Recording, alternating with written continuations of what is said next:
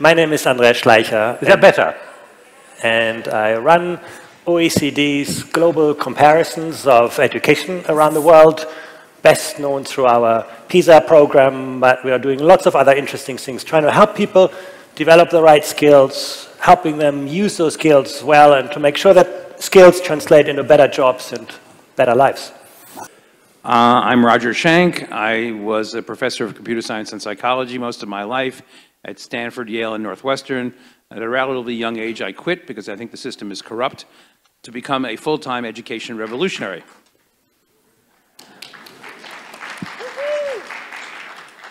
I support myself by developing new kinds of learn-by-doing curricula for companies that are smart enough to realize they need them. And for schools, not so much, because schools are completely controlled by the testing industry.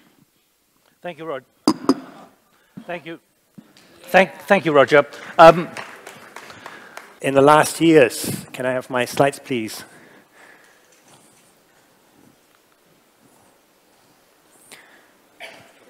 If there's one thing that we have learned over the last really tough economic years, it's that you cannot simply bail yourself out of an economic crisis. You cannot just stimulate your way out of a crisis. You cannot print money your way out of a crisis. We've tried all of those things.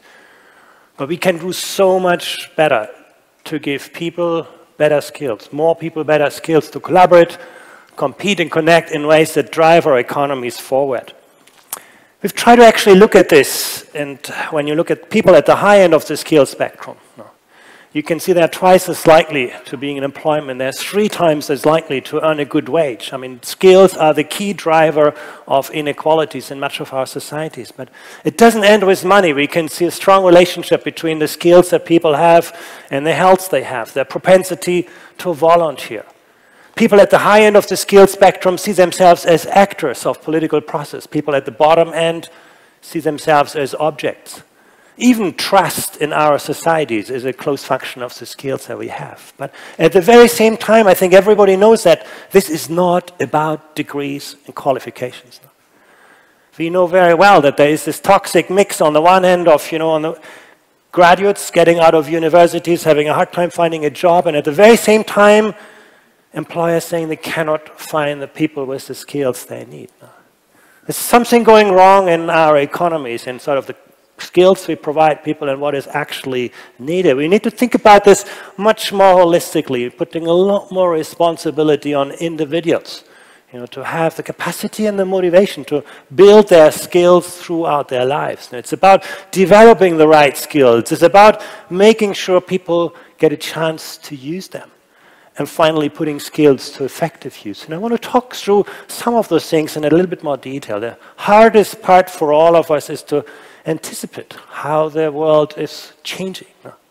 In a way, you need to decide what you learn today, to be prepared for jobs that have not been created, to use technologies that have not been invented, to be ready for social problems we don't know will ever exist. A couple of years, The Economist brought out this cover story, predicting that about half of the jobs that we know today can be done by today's technology if we would just allow technologies to be deployed effectively. And this is not just about robots taking over whole factories. That's actually the easy part of it. Or having, a car without a driver going through the dense traffic of Berlin, That's sort of the surface of it. Think about augmented reality. We can now bring the world's most advanced knowledge in real time into anything we do, and that means the world no longer rewards us just for what we know. Google knows everything.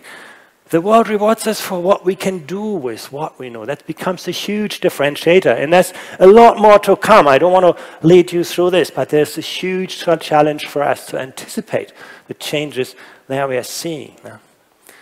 And the answer is that there is no longer a digital economy. The digital economy is the economy. One of the things that people talk about a lot these days is declining levels of productivity. If you look over time, the dark blue bar has shrunk. We're no longer seeing the level of economic growth that we used to see. But it's not because people have become lazy. Actually, people work harder these days than they worked in the decade before. That's the light blue bar. It's because we're seeing declining levels of productivity. But this is not so simple, actually. If you look a little bit in more depth into this, actually, if you are in a frontier firm, in one of those high-tech firms, you're actually rising in productivity. Those people make more and more money per worker.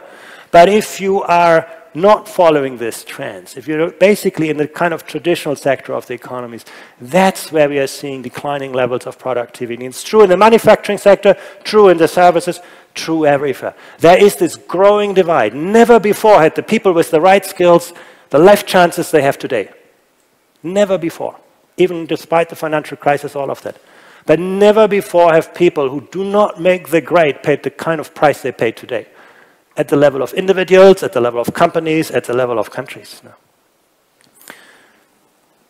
Some people have called this a race between technology and education. No.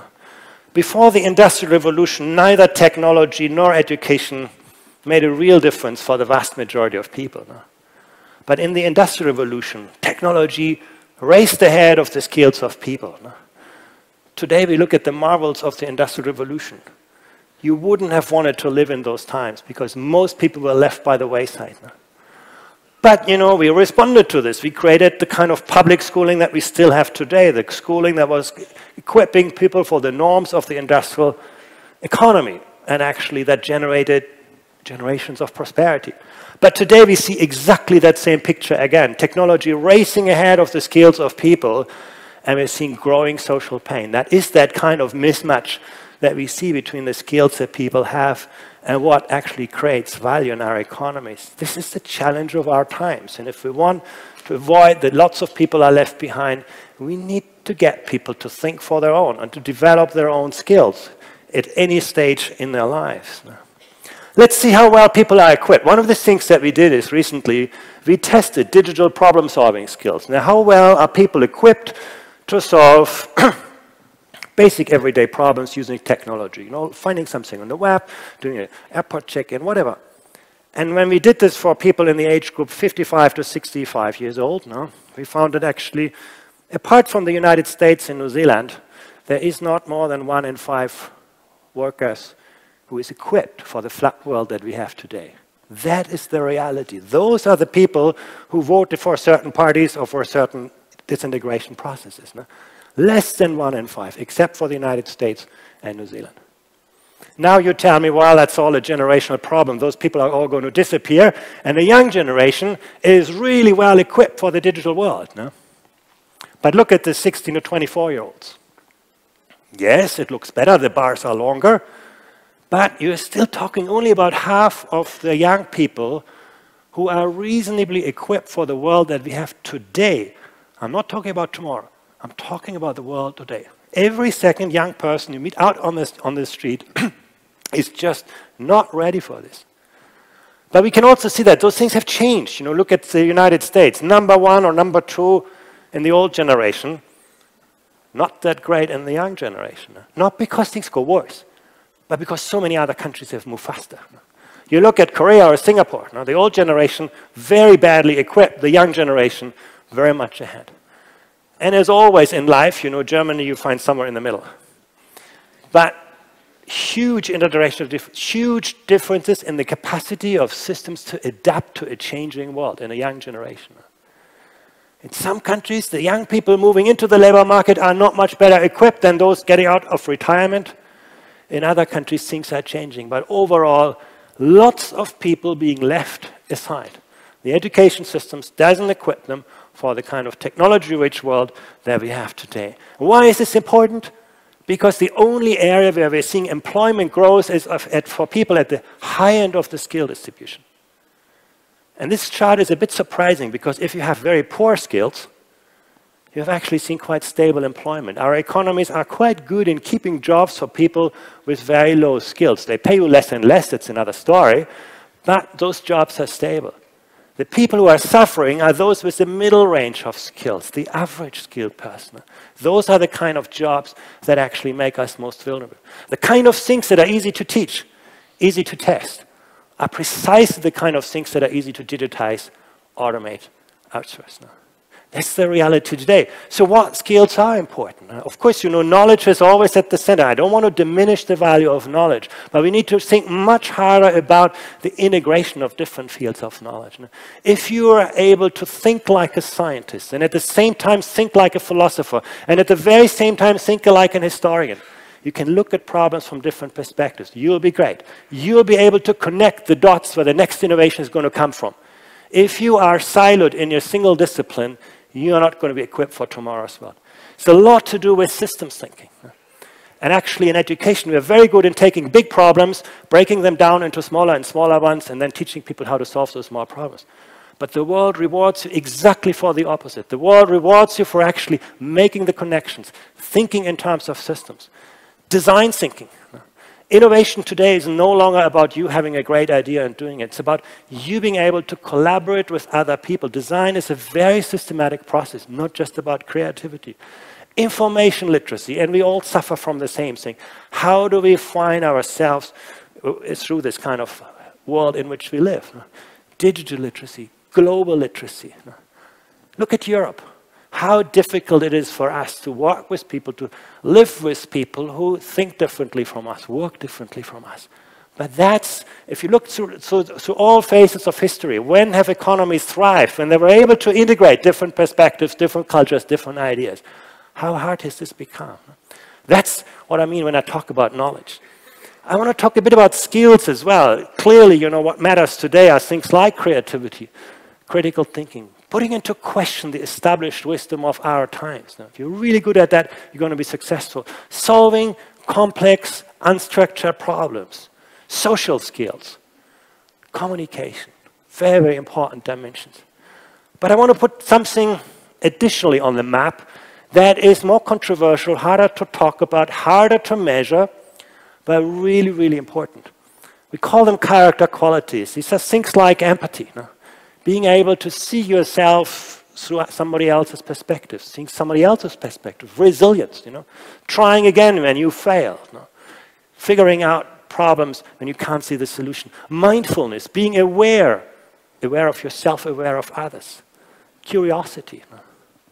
One of the things, when we look in PISA, what we always see is that young children at the age of 10, 11, they are enthusiastic about science. They really love science. The older they become, the longer they go to school, the more they hate those kinds of school subjects. They may still do well because they know they have to, but they're no longer owning their learning. And that's what we're talking about. Very important. Curiosity, ethics, making judgments. In the past, when you didn't know the answer to a problem, you look it up in an encyclopedia and you can trust the answer to be true. Today, you go on Google or Weibo, and you find 27,000 answers, and nobody's going to tell you what's right and what's wrong, what's true and what's not true. You have to find out. That's the difference that we have. Self-awareness. If we talk about owning their learning, owning your learning, you have to have the right learning strategies, the right metacognitive strategies. If you do not develop them, no MOOC in the world is going to help you.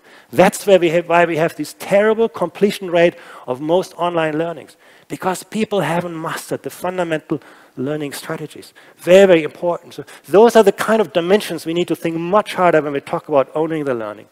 And of course, we need to improve quality and equity of learning, making sure that all young people have a chance to develop those kinds of skills. Lifelong learning is very, very important, but we also know that almost anything that we do later in life reinforces what happened to us when we were young. Lifelong learning tends to actually reinforce social disparities, not moderate them. Very, very important. And think about how in science the world has changed over the last 10 years alone. In 2006, we didn't have the iPhone. We didn't have Google Maps, navigating. We didn't have, self-driverless cars. We have basically developed digital printing, 3D printing. All of those technologies have come to us in a very recent time, preparing people for tomorrow's world. That's really the key, and it's not going to be about teaching people something. Now, that's what we used to do, giving people a map to find their place in society. Today, the key is about you having the compass and the navigation skills to find your own ways to an increasingly volatile, complex, and digital world. These are the challenge today. How well do we do? Think about something that is absolutely fundamental for success in life. We all hate mathematics in some ways, but we know that numeracy skills are a very powerful predictor for many aspects of success in people. Look at this data. Even in a country like the United States, you have about 30%, almost 1/3 of people, young people, who just even don't know the most basic concepts. I'm not talking about, mathematical formulas, equations, but to think mathematically, to model and hypothesis. Huge numbers of people being left out of this. Why do I talk about it? Because those are the kind of people that end up precisely in the kind of routine jobs that we are going to see to disappear. There's a direct relationship between the level of skills you have on those foundations and the type of work that you're likely to end up with. Not preparing people where it's a huge thing. Fostering lifelong skills-oriented learning instead of stacking up qualifications up front in your life. Very, very important. The link between degrees and qualifications and the skills of people is actually amazingly weak. Here we did two things.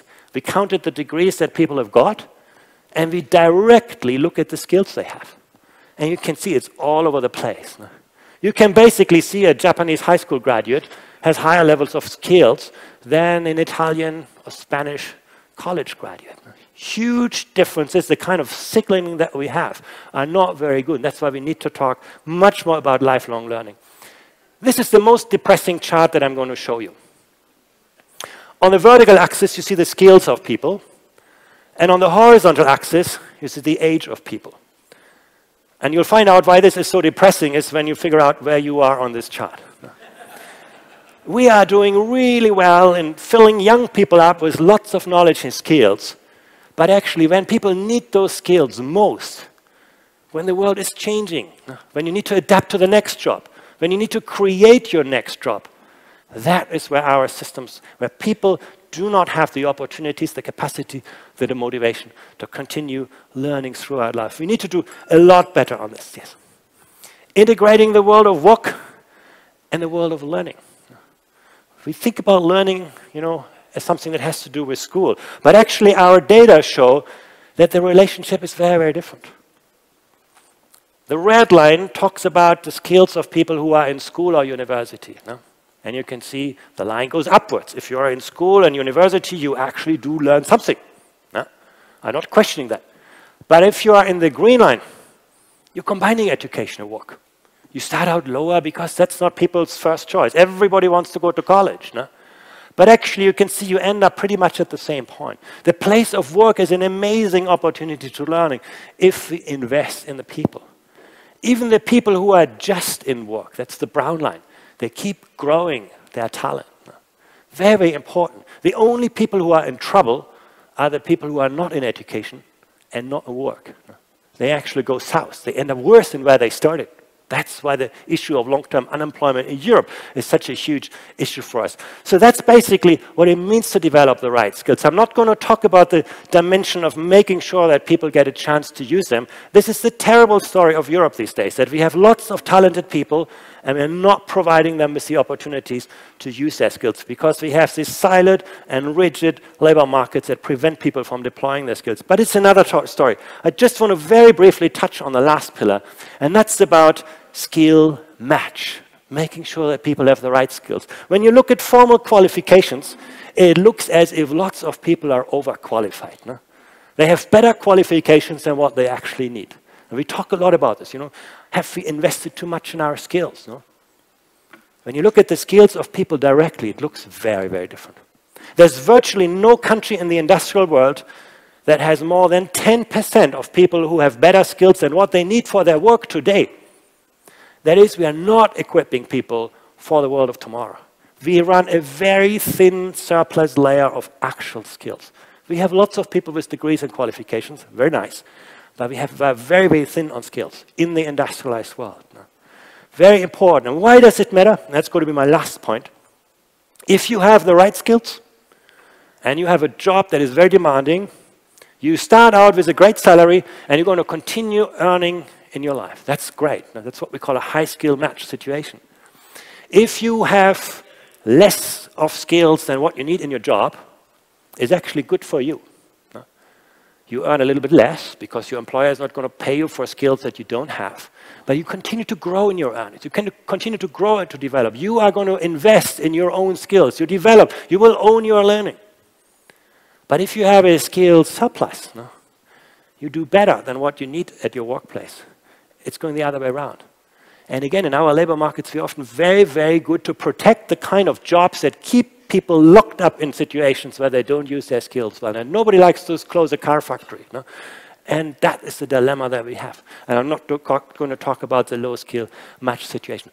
I'm going to leave it here. I think there's a lot that we can do to equip more people with better skills, with the right skills, and translate those skills into better jobs and better lives. Thank you very much. Thank you, Andreas. People in trouble are not in education and not in work. Lots of talented people not being able to use their skills. And when you think about the political context of what's happening now, I mean, you represent the developed countries of the OECD. There's a question here from Peter Isaacson, which really encapsulates a significant element of what's coming up and what's been confirmed, if you like, by the election in the United States, but also by Brexit in the UK and maybe in Italy coming up in the next few days, plus what's happening in Hungary and Austria and so on. From Peter Isaacson, learning cannot be divorced from culture and politics.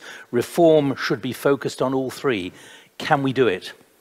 Yeah, you know, the question is really what's cause and effect. I don't think the world is any more divided between, you know, political left or political right. The world, the fault line is now between those who benefit from the value of integration, from diversity, and those who pay the concentrated cost of this. And those who pay the costs are those who are poorly skilled. I think if we take a view that is sufficiently strategic, we can do that. And there are countries in this world that have become very good at that. You know, I don't think Europe is at the front here, but if you look to the whole of Europe, but if you look to countries like Finland, Sweden, Denmark, they are equipping people for their jobs. And they basically know that we will not expect people to accept that they lose their job if they don't feel they are prepared for the next job. But do you think political leaders are prepared to confront the reality being exposed by your data and what we're seeing in the referendums and other political events? I think if you go to the north of Europe, you clearly see that. If you go to East Asia, absolutely, you know, countries like Vietnam, like China have figured that out long ago. But I think the north of Europe is a good example. Canada is a great example as well. I think some do. But those who don't will pay a big price because the minority of people who are going to be left out, you know, we have a British Brexit, we have an American Brexit. We're going to see lots of these things if we are not, you know, doing better on this. I'm optimistic. You know, if you look to countries like Korea, in the 1960s, Korea had the level of economic development of Afghanistan today. One of the least developed skilled systems. Today it's at the front, you know, it has a sort of high-tech industry. It is possible to make those kinds of changes. Let me embrace a few questions here which can be summarized as, can what you're suggesting be delivered at the speed the public expect when you compare it to the expectations within the political space? And I'm thinking obviously about the new president-elect of the United States, but other countries as well, where the politicians are expected to deliver, but education takes time. Absolutely. You know, what we do in early childhood education is going to be an investment 15 years down the road. But I absolutely think that, you know, we do not have any other choice. We will otherwise run into a growing gap between the skills people have and what our economies need. Can we do it? We cannot do it if we just focus on, you know, institutionalized education. That is part of the solution. I think schools, universities have a very, very important place, but we need to invest in people. You know, we need to invest in the people who are working now, giving them the digital tools to manage their own learning, to advance their learning, develop their skills. If we're not doing this, we may well equip the next generation, but we leave all of those people who are out there earning their salaries in the cold. So that's basically the big shift that we have to go through from, you know, putting a lot of effort into early education towards making lifelong learning a reality to all. And that is only the digital world has given us the tools to do that. That's the big difference from where we were 10 years ago. All right, Andreas, for the moment, thank you very much indeed. Good. Just to remind you that we've got about 35, 40 minutes to run. We'll run a bit later. While Roger's speaking, we can hear Roger comments from the floor, and I'll bring those to you afterwards. Roger, the floor is yours. I need my slides. Okay. So I was asked to answer the question, who owns learning? Not you, baby. It's not even about you. It's about everybody but you. Singers know who owns learning. I wasn't taught how to pay tax. loads about Shakespeare's classics. I was never taught how to vote. They devoted that time to defining isotopes. I wasn't taught how to look after my health, but mitochondria is the powerhouse of the cell. Never spent a lesson on current events. Instead, I studied the old American West. I was never... Or, everything you learn in school is completely and utterly useless to your real life. Math hatred is big. More singers. Is this XT fine? Is F continuous? How do you find out? You can use the limit process. Approach from both sides, the left and the right, and meet.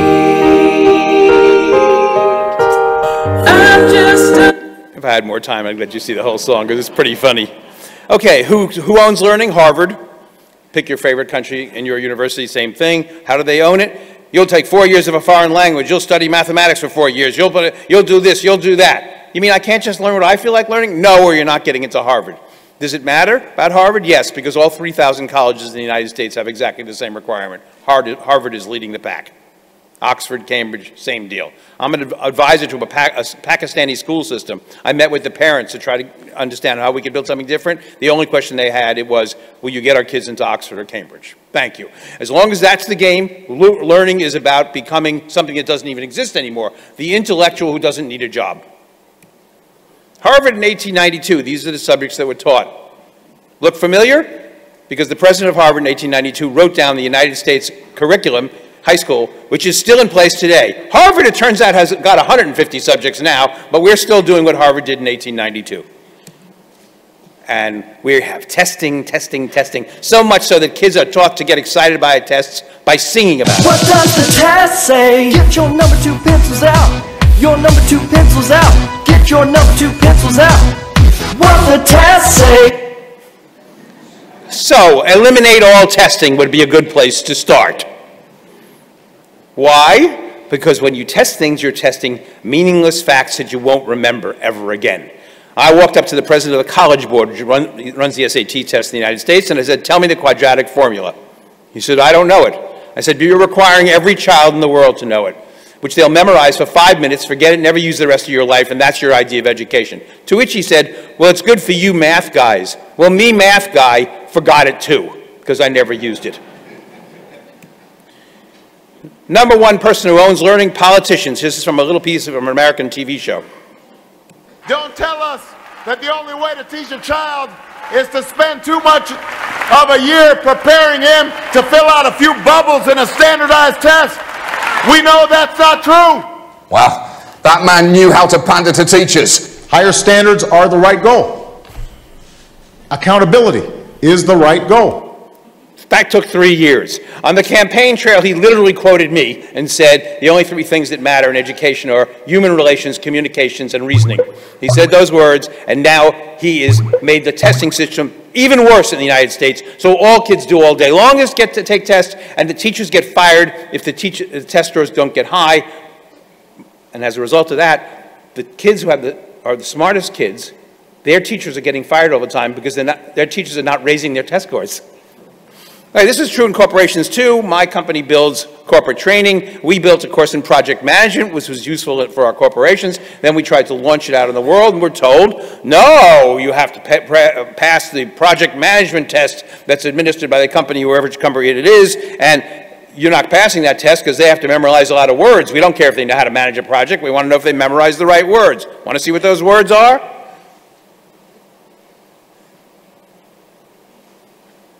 I'm sorry. This is not education. This is nonsense. Also, the state. This particular state, I happen to live in Florida. So these are the questions to qualify to be a math teacher in the state of Florida. I suspect that all of you could qualify to be math teachers in the state of Florida. Notice they're not about teaching. We don't have any questions. What do you do with a kid? You really don't have that. Just, can you do some simple math?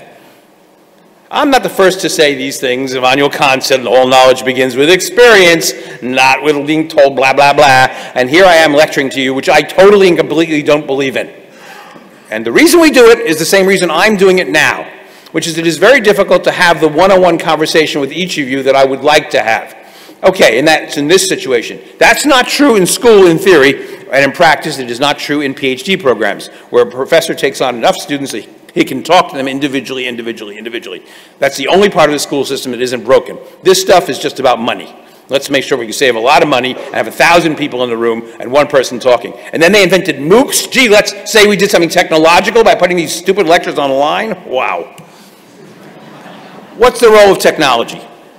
To enable us to build simulated experiences. I'm not the first one that came up with this. The US Defense Department, which turns out to be a leader in education for a variety of reasons, built the air flight simulator back in the 50s, so that when you get on a plane and your pilot is flying for the first time, there's going to be one of those, you were on such a plane, but he's flown an exact replica simulation for 1,000 hours so that he's ready to do it. And I would like to have simulations of anything you might ever want to do be available to anyone who wants to try them. And you want to also have some mentor available. That is my daughter. Her name is Hannah. She doesn't look like that anymore. But she was that age. She ran upstairs one day and she said to me, I'm having a problem and I need your help. I answered whatever it was, I don't remember. And then I wrote down what she said next. I'll be back when I need you again. She was self-directed learning. I don't know what she was learning. She was learning what she wanted to learn. She was doing what she was wanting to do, and she couldn't do it.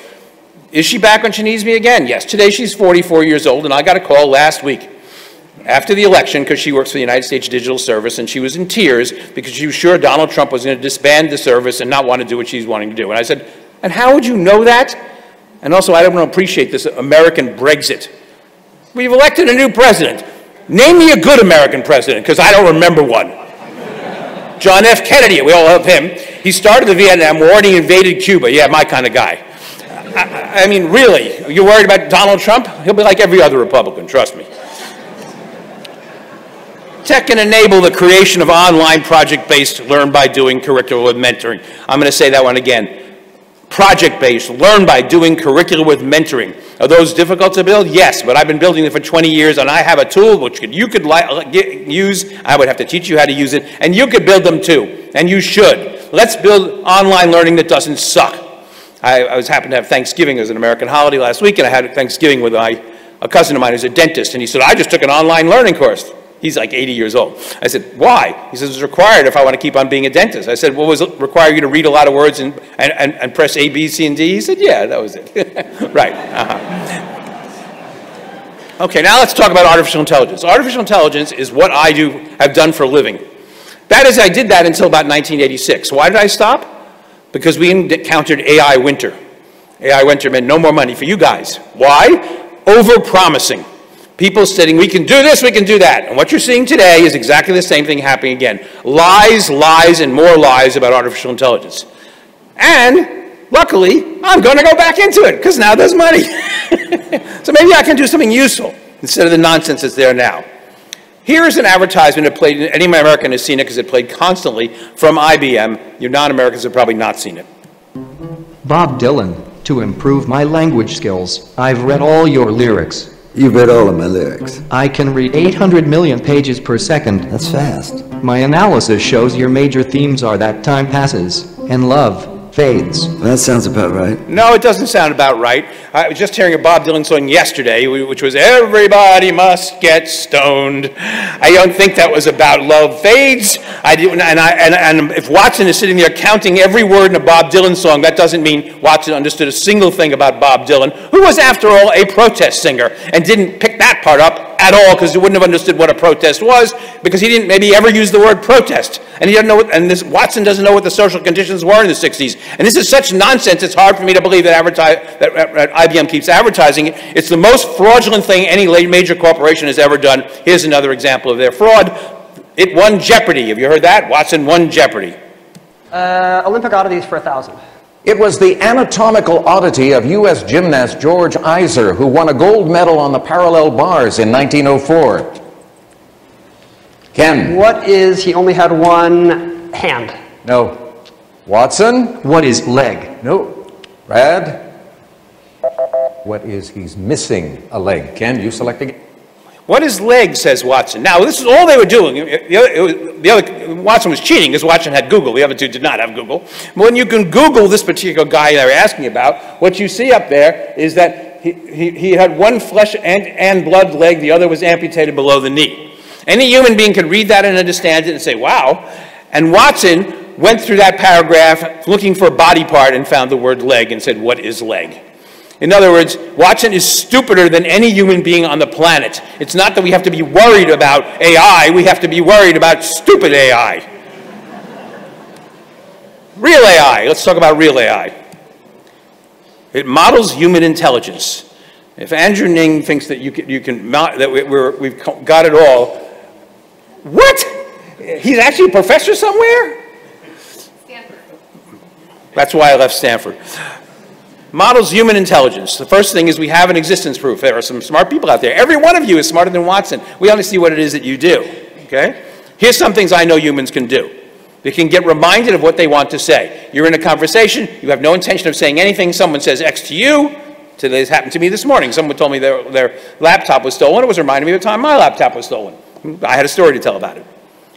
They tell stories that illustrate the point. When you get reminded, you have a story you want to tell. And if somebody keeps talking at you, you keep holding in the story. You don't even listen to them anymore because you have a story you want to tell. We can decide to be funny. Gee, us computers are just so funny. Or emotional. She just tweeted a nasty thing at me during this thing. I didn't take it personally. She was being funny and emotional. It's okay. You can get annoyed and argumentative. We've been having fun with each other because I'm from Brooklyn, really. She moved to Brooklyn, and now she thinks she's from Brooklyn. I left Brooklyn when I was 16. I had enough of it, but it's now very hip and in, and so us Brooklyn people know how to fight. And you can convince somebody of something, which is what you actually do when you're an intelligent person. You have an argument. You try to make a point of view. And as you might imagine, since I worked for Mr. Trump, I have a point of view of Mr. Trump. I'm not going to be busy telling you what it is, but all this, oh, we're all going to die because Trump was elected is starting to piss me off. And we can help someone figure something out. I want to show you what real humans look like, and again, I'm going to go to a TV show. And in this TV show, you may not have seen it, it's a very stupid American television show.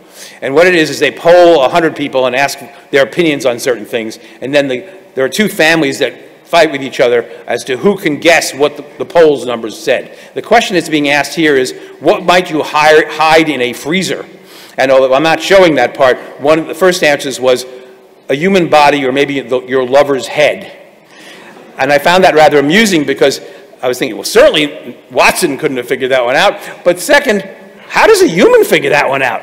The only way is since they typically don't have that experience, is thinking about a movie where they may have seen something like that. And people can go through their past experiences, which include, say, movies. Here's the show. Rod, you only got one strike. Name something someone might hide in their freezer. Steve, I'm going to go with a little bit of that little ganja weed. A little dope, a little marijuana. Let's get high with it. Get out. Weed.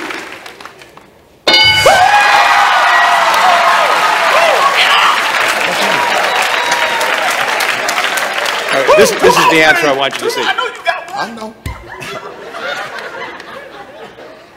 Speak.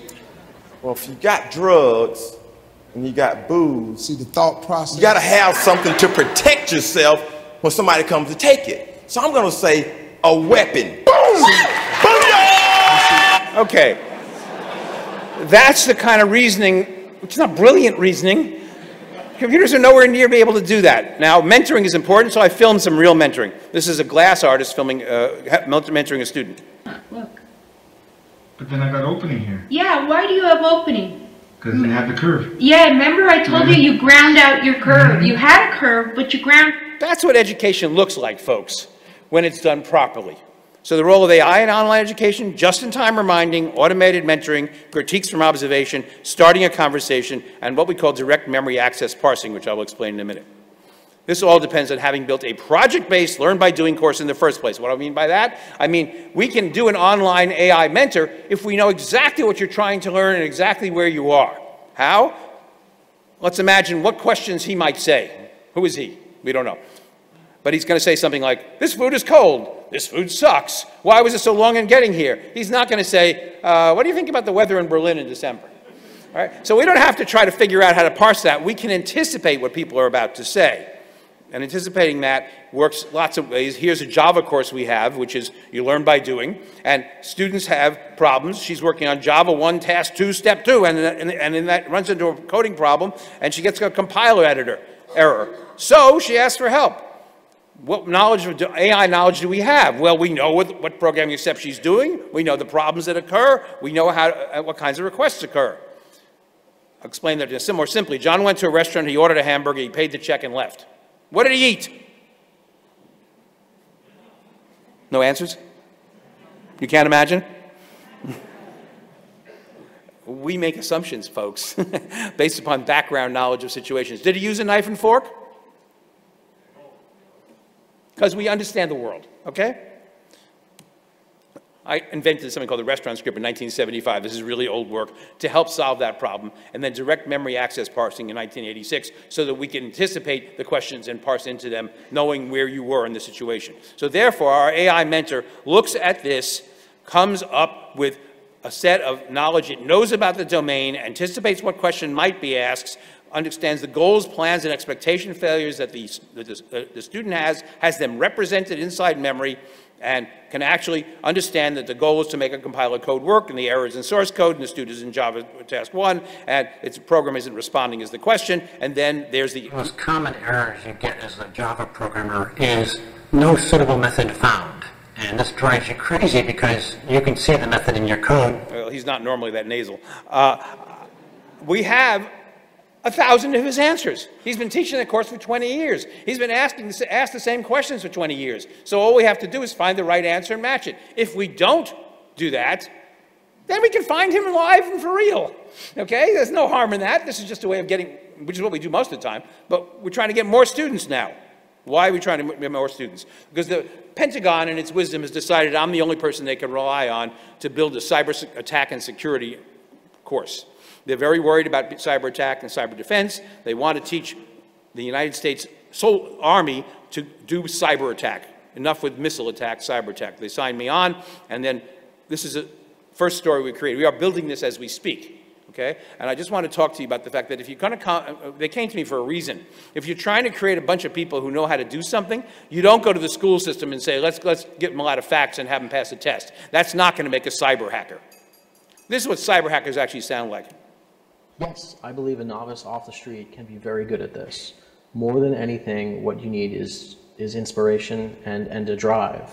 We're teaching novices off the street. So we tell you your supervisor has informed you that there's a criminal hacker organization indicated and you've forced to assist the government, you're asked to join their group. Yeah, I think one thing that I find a lot is people think, I'm going to get a computer science degree, I'm going to be a programmer. And that was never, like, I don't consider myself a programmer. I write very little code. This is what the hackers look like, by the way. They're always dressed in black. They're weird. And now I own one. One of those guys, that one, is on my payroll full time because we are invested in doing this. And the reason we're doing the AI mentoring is that the Pentagon wants to train 10,000 soldiers all at once. Well, we don't have enough mentors to do 10,000. So we will actually have to create the automated mentor, and we're doing that too. Here's another one of these guys. One of the biggest problems the industry faces right now is phishing and spear phishing specifically. It's really easy to do. The people crafting the emails in the phishing attacks are getting better and better, and it's made it... Anyway, those are the hackers. We're trying to become expert on this. So here's my summary. Teach people to do things. We can build thousands of those things. Not always English, history, and mathematics. And give kid choices. What excites you? What would you like to be? You know, when they polled people in the UK what they wanted to be, number one was fireman. Okay, let's build the fireman curriculum.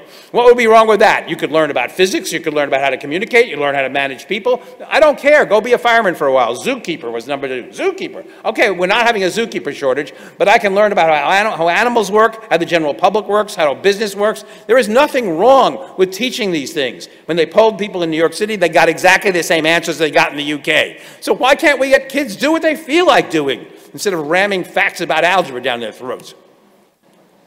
So we need to start building meaningful, impactful learning experiences. Now, I told you at one point in my life I worked for Donald Trump, and last 2-3 months ago, Donald Trump's campaign manager called me and said, could you build the educational platform for Donald Trump to run on. That guy was fired about 3 weeks later. So what I'm about to show you is my education platform that Donald Trump almost certainly never read. Get rid of the Common Core. That's something we have in the United States, which is every single student must be on the same page, learning every single thing. This was forced down our throats by Bill Gates, who apparently is the education expert of America, or else paid everybody off, and by the testing companies, who just love to know that they can give the same test again and again in every state. Allow students to follow their own interests. Why is testing so evil? Because it tells you what you must teach. What if I don't want to do that? What if I want to build a bridge? Well, you can't get to build a bridge, kid, because we don't have the bridge building curriculum. Why the hell not? As an example, I run around the United States and I ask questions. So I was in the Santa Fe Indian School. And I said, what curriculum would you like us to build for you? And they said, casino management. Now, as a non-American, you may not know, but Indians are allowed to run casinos because it's not officially U.S. land. Because they don't want to import other people in. They want to run their own casinos. Should we build a casino management curriculum? Yes. Should we make everyone take it? No. But can you learn a lot of stuff in a casino management curriculum? Well, yeah, it's a business, and it's also managing people, and it's also trying to deal with 100,000 issues that are really common to everyday life. What's wrong with building that? Because nobody wants to do it because we're too damn busy teaching algebra.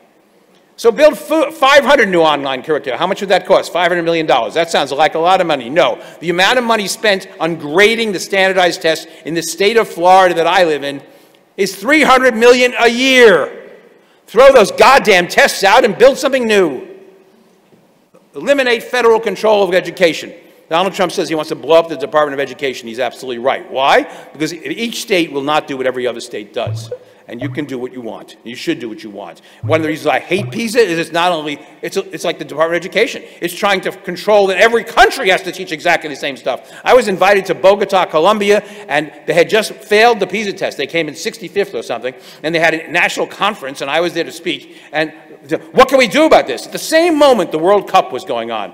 And I said, you think this is the World Cup and you just lost the World Cup of testing? Forget it. The tests are meaningless. Think about what jobs you might have, what jobs you might want to create, what cultural problems you have in your society. And don't let somebody off in OECD tell you what you must teach.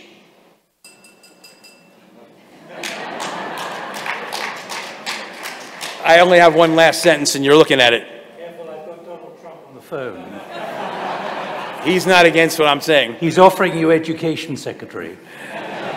A lot of people have suggested that, but You've got 30 seconds, I'm Roger, not a politician. Please. The last one, and this is what I would actually tell Mr. Trump if he asks.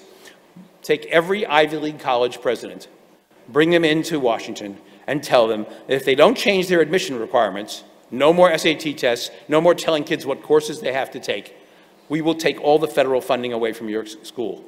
Let's see how fast they change. Thank you. Thank you. Sorry, Roger, I had to do that. We've only got 16 minutes to run, and therefore I'm only going to give you one question because you overran by about 5 minutes. Is there a virtue in learning by heart? Does it and others shape our brain in younger days, or can we Google everything? From Martin Riemer. There's no value in memorizing things except for you want to learn the lyrics to a song. In fact, it's easy to memorize songs because you hear them again and again and again. There's no value in memorizing whatsoever. That's not because of Google. That's because what you memorize is just static stuff. What happens in real life is whatever we know changes with every interaction. Every single person here is going to be different when they leave. Maybe only this much different. But suddenly they're thinking thoughts. And one of the reasons I don't believe in lectures is that there's not a person in this room who hasn't had a reaction to what I've said. And they didn't get to say it. So they have two choices. One, continue to think about their reaction and therefore ignore me while I'm talking, or ignore their own thoughts. Neither are a good idea. Another comment here. Okay, no tests anymore. Everyone will become firemen. How can you graduate? You know who? There's only one government organization that understands. It's the Motor Vehicle Bureau. It's called that in the States, and every other country has it, but they have some different name for it. It's the one that gives out driver's licenses.